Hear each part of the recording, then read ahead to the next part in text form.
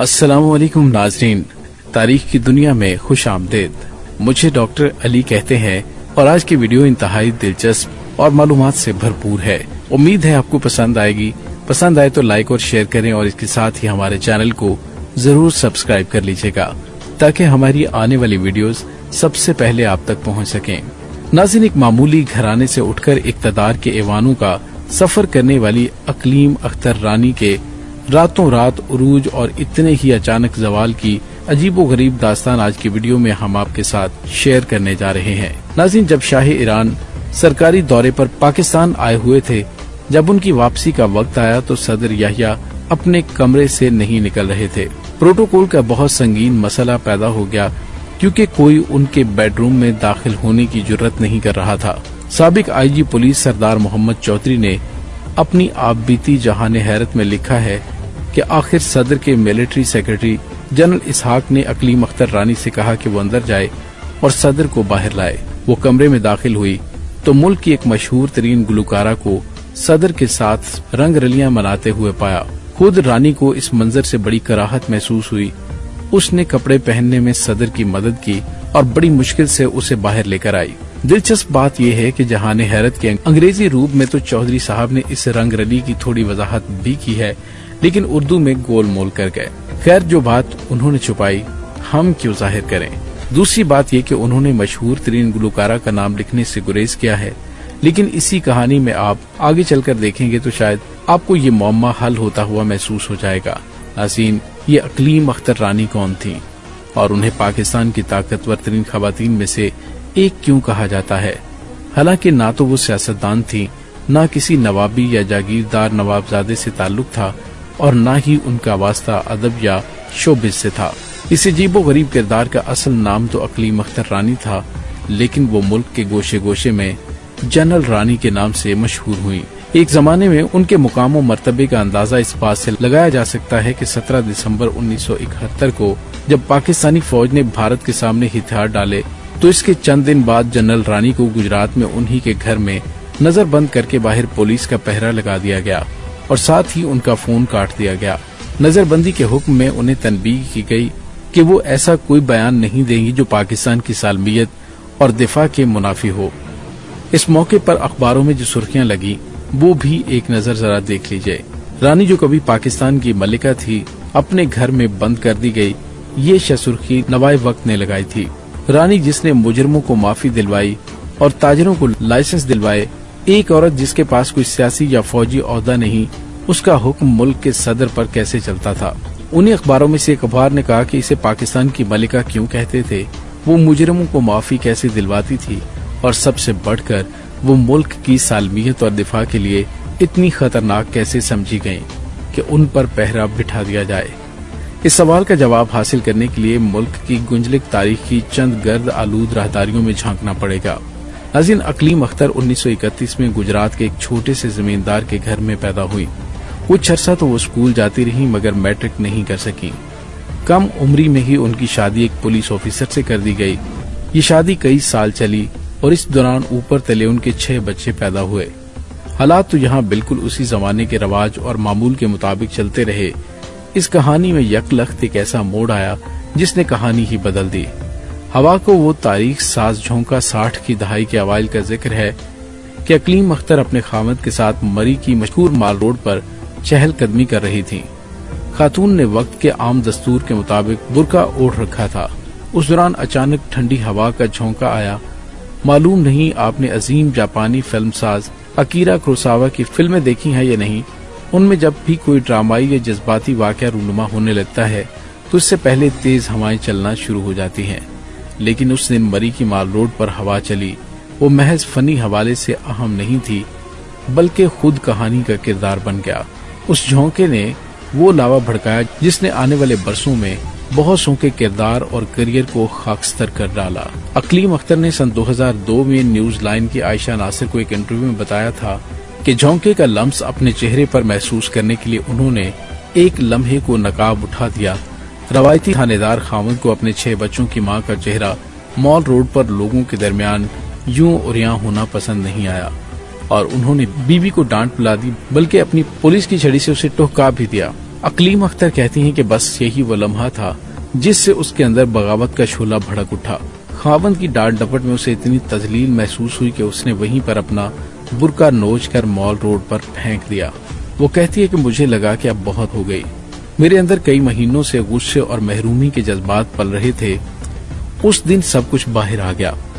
मैं अपने खावंद के मफलर के चिथड़े उड़ाना चाहती थी, उसके चेहरे को नोच डालना चाहती थी और उसके बाल उखाड़ देना चाहती थी। मुझे सिर्फ एक बात ने रोका कि उस वक्त माल रोड पर बहुत भीड़ थी। अकलीम अख्तर ने उसी वक्त तहैया कर लिया कि अब वो किसी खावंद की बीवी बनकर नहीं रहेंगी। वो खुद अपने पांव पर खड़ी होंगी और अपनी मर्जी की जिंदगी गुजारेंगी, जहां उन्हें रोकने टोकने और डांटने डपटने वाला कोई ना हो। वो उसी इंटरव्यू में कहती हैं कि मैं मर्दों को उन्हीं के खेल में शिकस्त देना चाहती थी।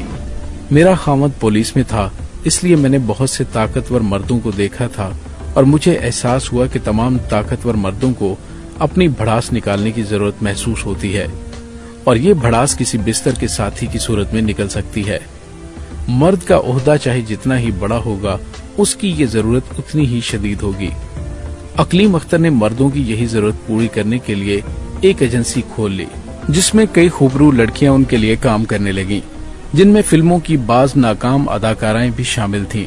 नाज़रीन, इस मकसद के लिए अकलीम अख्तर ने कराची या लाहौर जैसे बड़े शहरों की बजाय रावलपिंडी का इंतखाब किया।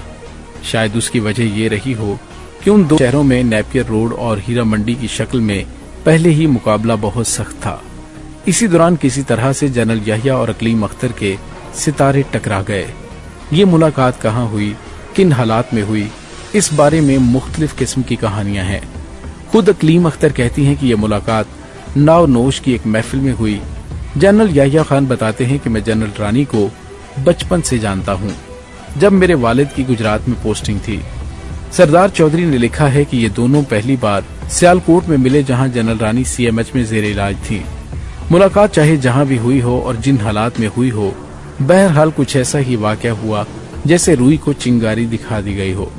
इसके बाद जनरल याहिया अकलीम अख्तर के यहाँ बाकायदगी से आने जाने लगे। हत्ता कि सरदार चौधरी के बकौल 1965 की जंग में जब याहिया खान छंप जौड़ियां सेक्टर के इंचार्ज थे, तो तोपों और गोलों की घनगरज से उकताकर थोड़ा वक्त निकालकर अपने उलझे हुए जहन को तरावत बख्शने फौजी हेलीकॉप्टर में रानी के घर चले जाया करते थे। जनरल याहिया की नजरें जनरल रानी के अलावा सदारत की कुर्सी पर भी लगी थीं। इसलिए उन्होंने कुछ ऐसी डोरियां हिलाई कि जंग के 3 बरस बाद ही जनरल अयूब बागे याहिया खान को सौंप कर इक्तदार के सरकश घोड़े से उतर गए। जरूरत नहीं थी, लेकिन याहिया खान मुल्क में दूसरा मार्शल लॉ नाफिज करके स्याहो सफेद के मालिक बन गए। जनरल याहिया का इकबाल बुलंद हुआ तो बेगम अकलीम के अख्तर भी ऊपर उठते चले गए। नाज़रीन, कहा जाता है कि उन्होंने जनरल साहब और मुल्क की दूसरी ताकतवर और मुक्तदर हस्तियों की भड़ास निकालने का काम सनती पैमाने पर शुरू कर दिया। यही वो जमाना था कि जब अखबारों में उनका तज़किरा जनरल रानी के नाम से होने लगा। मशहूर है कि यह खिताब उन्हें जुल्फ़िकार अली भुट्टो ने दिया था। कहा जाता है कि अदाकारा तराना भी जनरल रानी की टीम का हिस्सा थी। ताहम जिस बड़ी शख्सियत को अकलीम अख्तर ने जनरल याहिया से मुतारफ करवाया, वो मलिका तरन्नुम मैडम नूरजहां हैं। जनरल याहिया को मैडम की आवाज पसंद थी। जनरल रानी के बकौल एक रात किसी आलम में उन्होंने नूरजहां का गीत सुनने की फरमाइश की, तो जनरल रानी ने कहा, गीत क्या, मैं आपको खुद नूरजहां से मिलवा दूंगी। और चंद दिनों के अंदर अंदर जनरल रानी ने अपना वादा पूरा कर दिया। नाज़रीन, अगर आपको याद नहीं तो याद दिलाऊं कि ये वही जमाना था कि जब मशरकी पाकिस्तान में खाना जंगी जारी थी और मुल्क 2 हिस्सों में टूटने वाला था। जनरल याहिया खान बासलाहियत और ज़हीन फौजी ऑफिसर थे। दूसरी आलमी जंग में वो बहरा रूम के महाज पर लड़े और जर्मनों के हाथों गिरफ्तार भी हुए। उन्हें एजाज हासिल है कि वो पाकिस्तान की तारीख के सबसे कम उम्र मेजर जनरल हैं। उन्होंने नए दारुल हुकूमत इस्लामाबाद के मास्टर प्लान में कलीदी किरदार अदा किया और कुछ अरसा सीडीए के चेयरमैन भी रहे। ताहम शराब व शबाब की आदत और सबसे बढ़कर इक्तदार की लत ने जनरल याहिया खान को मुकम्मल तौर पर अपाहज बनाकर रख दिया। इसे पाकिस्तान की बदकिस्मती ही कहा जा सकता है कि अपनी तारीख के नाजुक तरीन दौर में उसकी बागडोर एक ऐसे शख्स के हाथ में थी जो फहम फरासत तो एक तरफ, होशो हवास तक से बेगाना था।